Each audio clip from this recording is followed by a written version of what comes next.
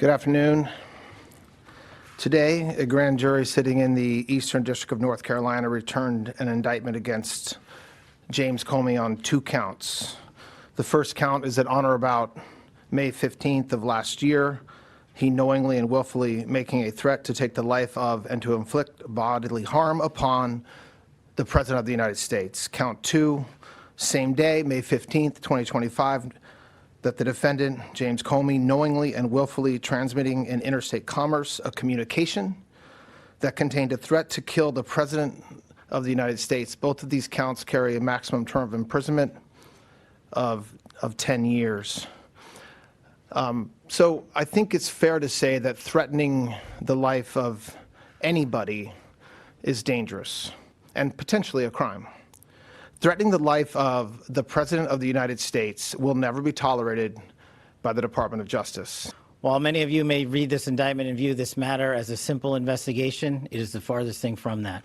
Every single investigation this FBI and our partners at the Department of Justice undertake, especially those that involve the threats to harm or hurt or even kill individuals, whether they hold public office or civilians in our country, are met with the same measure of investigative prowess and tools and personnel in partnership with the Department of Justice as anyone else.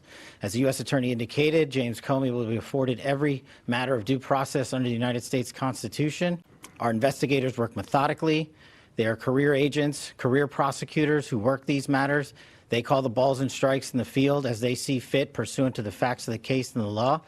They took that information and made a presentment to a grand jury, a jury of peers in the district in which the alleged crime took place. And that grand jury spoke, and that grand jury returned a 2-count indictment against James Comey. James Comey allegedly threatened the life of the President of the United States. And as you all now know, shortly after posting that threat, he deleted that threat and then issued an apology.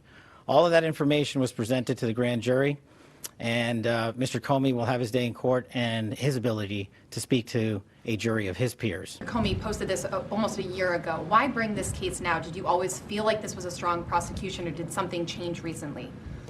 This investigation just didn't come now. It's the result of a lot of work by law enforcement over the past year. We don't time when we bring cases around anything other than when the investigation is at a place where we should go to the grand jury, and that's exactly what we did in this case as well. So he's not under arrest right now, and he may be able to work I don't out know something. whether he's under arrest right now. I'm here talking to you. The grand jury issued an arrest warrant. I think that the way that this happens is different in every case. It's fact intensive. It depends on, you're right, who the defendant is. Mr. Haley, it's clear that you don't want to talk specifics today. But to the American public, can you at least give us a sense of whether you have hard evidence or evidence that shows that Mr. Comey intended for President Trump to be harmed? And then secondarily, for critics who say, where does free speech end and an actual threat of violence begin?